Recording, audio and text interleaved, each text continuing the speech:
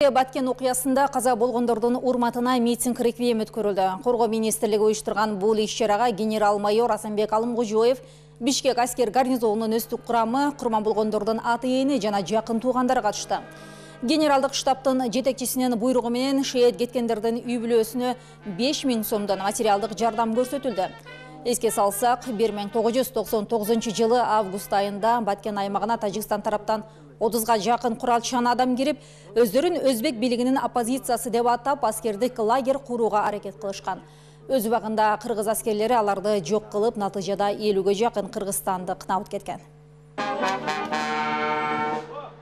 Ушундай митингдер, ушундай иштер өткөрүлсө, бир өзүнүн бир цели это дүйнөгө көрсөтүш керек, что согуш деген жаман,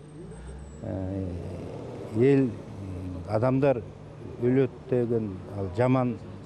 Ошондуктан баарыбыз тынчтыкта, биримдикте жашаш керекпиз.